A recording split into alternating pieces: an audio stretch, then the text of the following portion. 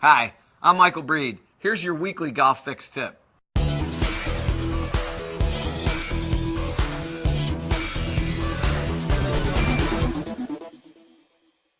This question comes from Blake from Georgia. And Blake, we appreciate you including where you're from. Here's the question.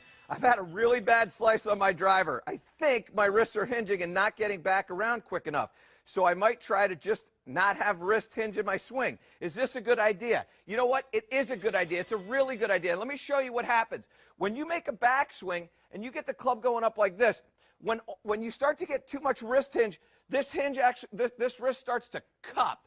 And when the wrist cups, what happens is the face of the club, can you see that right there? The face of that club starts to get open, so the toe is way, way down. And you can see this angle right here in my wrist. So what we want to do is we want to make sure that we take that wrist hinge out. And here's why. When you get set up to hit the ball, I'm going to turn right here. You can see that there's an angle between my forearm right here and the club shaft. That angle, that right there, when I go up to the top of my swing, that angle right there is about the same as my address. And so what you can see is I've got wrist hinge at the top of my swing because when I grip the club, there's already an angle right here anyway. So when you start to take the club back and then you add a little speed to it, that centrifugal force will pull that shaft down, which will create the rest of that angle in the wrist about 90 degrees. So you don't have to hinge your wrist. You already grip the club with a hinge wrist, okay? All right, so let me show you how this works.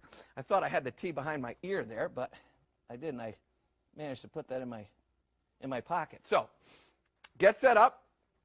We already have the wrist hinge established, so all we're going to do is just make sure that we feel like our wrists are not moving at all. It's very robotic, and it's just going to go back like this, stop up there like that. You're not going to feel any wrist hinge at all. In fact, you might even feel like your left thumb, for the right-handed golfer, the left thumb is pushing the grip away, or the right hand is pushing the grip away. So it goes up like this, no wrist hinge at all. There will be wrist hinge. I promise you, when I start to go, I'm going to get wrist hinge, but I'm going to feel like I'm not.